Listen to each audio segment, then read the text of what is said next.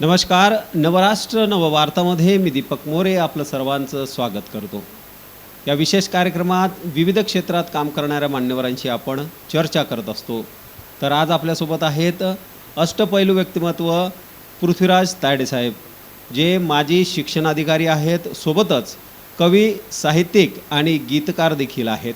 त्यांच्याशी आपण चर्चा करणार आहोत आणि जाणून घेणार आहोत त्यांच्या इत्थंभूत कार्याबद्दल. सर, आपलं नवराष्ट्रमध्ये स्वागत. धन्यवाद.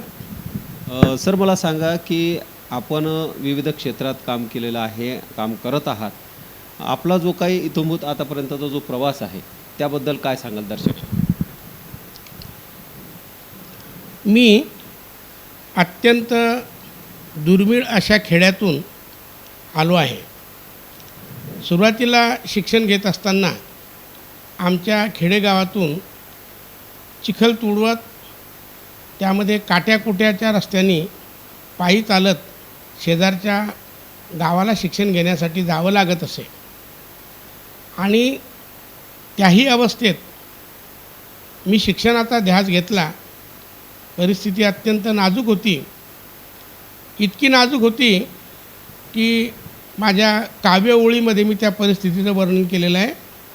दिला नाही घास कुणी, पोटात भुकेचा डोंब असताना, आज मात्र जेवणाची 1000 निमंत्रणं, पोटात कणाचीही वाढ नसताना, पोटात कणाचीही वाढ नसताना, अशी परिस्थिती होती.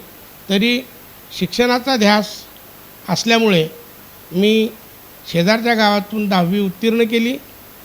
नंतर श्री शिवाजी महाविद्यालय चिखली या ठिकाणी प्रवेश घेतला.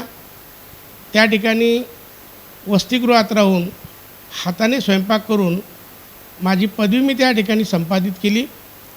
त्यानंतर बुलढाणा शहरामध्ये जिजामाता महाविद्यालयामध्ये येऊन मी MA अर्थशास्त्राची मास्टर पदवी घेतली. आणि त्यानंतर लगेचच बाजूच्याच शासकीय BEd कॉलेजमध्ये माझा BEdला नंबर लागला. त्यावेळी BEdला नंबर लागणे म्हणजे 9 महिन्यानंतर हमखास नोकरी अशी परिस्थिती होती. त्यामुळे मी अतिशय आनंदात ते BEdला जॉईन केलं. BEdसुद्धा चांगल्या मार्काने मी उत्तीर्ण केलं. BEd पास झाल्याबरोबर मला लगेच श्री शिवाजी शिक्षण संस्थेची श्री शिवाजी हायस्कूल बुलढाणा या ठिकाणी नोकरीची संधी आली. त्याचवेळी आदिवासी विभागामध्ये शासकीय पोस्ट बेसिक आश्रमशाळा नाशिक अंतर्गत अतिशय दुर्गम खेड्यात माझी शिक्षकपदी नियुक्ती झाली. अशा 2 संधी माझ्या हातात असताना अनेक मित्रांच्या आणि वरिष्ठांच्या मार्गदर्शनानुसार शासकीय नोकरी बरी म्हणून मी 100% आदिवासी भाग असलेल्या भागात नाशिक जिल्ह्यामध्ये सुरगाणा पेठ तालुक्यामध्ये माझी 1982ला हायस्कूल शिक्षक म्हणून नोकरीला खऱ्या अर्थानं सुरुवात झाली. आणि मला समाधान आहे की मी ज्या वेळेला 2 वर्षानंतर मी त्या ठिकाणाहून ते गाव सोडलं आणि जिल्हा परिषद बुलढाणा अंतर्गत माझी निवड झाली, तेव्हा मी इकडे शिक्षक म्हणून आलो. आणि नंतर 10वा वर्ग पास झालेली माझी त्या आदिवासी भागातील अत्यंत गरीब मुलं होती. त्या मुलांना मी बुलढाण्यातून पैसा पुरवला, त्यांची आर्थिक गरज भागवली, त्यांना मार्गदर्शन केलं. आज त्या आदिवासी भागातील अनेक मुलं ओरिजिनल शेड्यूल ट्राईब असल्यामुळे अनेक नोकरीवर आहेत आणि अनेक घरी त्यांच्याकडून माझी आज आठवण केली जाते आणि त्यांना त्यांच्या पायावर उभं राहिल्याचं मला खऱ्या अर्थानं समाधान आहे. सर, मला सांगा की आपण माजी शिक्षण अधिकारी राहिलेला आहात.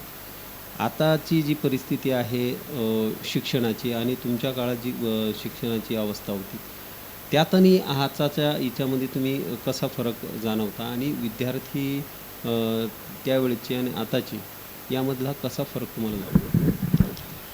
आम्ही ज्या वेळेला शिक्षण घेत होतो त्यावेळेला खऱ्या अर्थानं विद्यार्थी स्वतः घडावा म्हणून शिक्षण घेत असे. आईवडील अतिशय काबाड कष्ट करून विद्यार्थी दशेमध्ये मदत करायचे. माझं उदाहरण जर घ्यायचं झालं तर मी 10वा वर्ग झाल्यानंतर शिवाजी हायस्कूल चिखलीला जेव्हा शिकायला गेलो तेव्हा मोलमजुरी करून माझी आई मला पैसा पुरवायची. त्या काळामध्ये आपण शिकलं पाहिजे, आपण पुढं गेलं पाहिजे, अशा प्रकारचं इच्छा ही प्रत्येक विद्यार्थ्याची असायची. त्यात माझी आई शिकलेली नव्हती, तरी माझ्या आईचं मी 6व्या वर्गात असतानाचं एक वाक्य मला आठवतं. माझी आई मला म्हणाली एक दिवस, बाळा तू शिकला तर तुझंच भलं होईल, तुला नोकरी लागेल, मान सन्मान मिळेल. कदाचित त्या मान सन्मानाच्या वेळी आम्ही जिवंत असू किंवा नसू, पण तू शिकलं पाहिजे. माझ्या आईच्या या शब्दाखातर मी अभ्यास केला आणि प्रत्येक इयत्तेत चांगल्या मार्काने पास होत नोकरी लागेपर्यंत कधीही थांबलो नाही. त्यावेळेचं शिक्षण आणि नंतर कालांतराने बदलत गेलेलं शिक्षण यामध्ये खूप फरक आहे. बुलढाण्याच्या आसपास अनेक कॉपिंग सेंटर निघाल्यामुळे बिना कष्टाचं पास होण्यासाठी अनेक मुलं ही बुलढाण्याच्या लगतच्या केंद्रावर जायला लागली. शिक्षणाचा दर्जा ढासळत गेला आणि त्यामुळे विद्यार्थ्यांचं अभ्यास करणाऱ्या विद्यार्थ्यांचं अभ्यासातून लक्ष उडायला लागलं आणि माझ्या शेजारचा चालला तर मीही का जाऊ नये म्हणून विद्यार्थ्यांच्या मेहनती करणाऱ्या विद्यार्थ्यांच्या अभ्यासावर त्याचा परिणाम झाला. पुढे पॅटर्न बदलला आणि नवीन पॅटर्नमध्ये पूर्वी जी शिक्षकाची जबाबदारी होती ती नवीन पॅटर्नमध्ये लर्नर्स रिस्पॉन्सिबिलिटी त्याला म्हणतात. म्हणजे शिक्षण ही विद्यार्थ्याची जबाबदारी आहे. त्याला जे उपजत येतं ते करू द्यावं.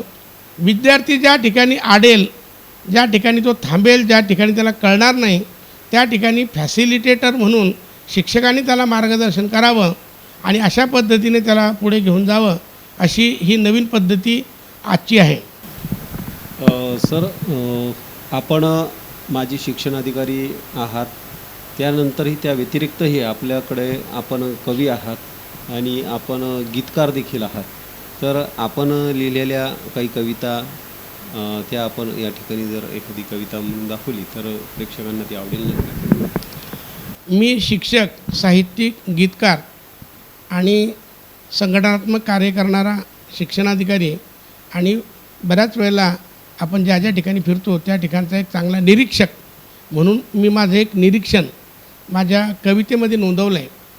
खरं तर आई वडील श्रीमंत असतील, गरीब असतील, मंत्री अधिकाऱ्यांचे मुलं मुली असतील, या मुलामुलींनी खऱ्या अर्थानं शिक्षण घ्यावं.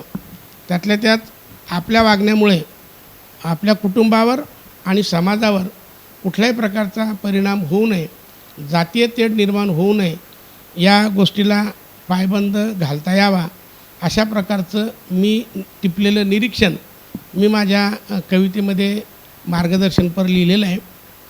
खरं तर माझं हे निरीक्षण तुमचंही निरीक्षण असेल म्हणून माझं हे निरीक्षण मी तुमच्यासमोर ठेवतो. कधीतरी केव्हातरी कुठेतरी कुणीतरी तुम्हाला पाहत असते. कधीतरी केव्हातरी कुठेतरी कुणीतरी तुम्हाला पाहत असते. तुम्ही धुंद झालेले असता याचे तुम्हाला भानच नसते. कधीही केव्हाही कुठेही कुणाशीही तुम्हाला बोलण्याची सवय असते. इतरांना नेमकं हेच दिसत असते. आमच्या वागण्याशी इतरांचा काय संबंध हे वाक्य तुमच्या तोंडी असते. नेमकं इथंच तुमच्या जीवनाचं गणित चुकत असते. तुम्ही सुंदर, हुशार, गुणवान, इज्जतदार, घरंदाज म्हणून ओळखीचं कुणीतरी तुमची शिफारस करत असते. त्या शिफारशीवरून पाहुणे तुमच्या घरी येत असते. तुमच्या हातात कब्बसी, पाहुण्यांच्या तुम्ही समोर, पाहुणं मात्र इथे असा शिरते. कुठे बरे या मुलीला पाहिले याचा विचार करत असते. कुठे बरे या मुलाला पाहिले याचा विचार करत असते. तुम्हाला नाकारल्या जाते. तुम्हाला कळतही नाही की तुम्हाला का नाकारल्या जाते, कारण कधीतरी केव्हातरी कुठेतरी कुणीतरी तुम्हाला पाहिलेलं असते. तुम्ही धुंद झालेले असता याची तुम्हाला भानच नसते. सुंदर आणि सध्याच्या परिस्थितीला धरून आपलं हे काव्यरचना आहे. निश्चितच हे आमच्या दर्शकांना या ठिकाणी आवडलं असेलच. या ठिकाणी सर माजी शिक्षणाधिकारी, कवी, गीतकार असं अष्टपैलू व्यक्तिमत्व आपल्याशी आज या ठिकाणी आपले मनमोकळेपणाने गप्पा मारण्यासाठी या ठिकाणी आलं होतं. त्यांच्याशी आपण चर्चा केली आहे आणि त्यांचे मत जे आहे ते आपण जाणून घेतले आहे. यासह पुढच्या भागात नवीन व्यक्तींसोबत नवीन विषयावर पुन्हा चर्चा करणार आहोत. तोपर्यंत नमस्कार. नवराष्ट्र, बुलढाणा.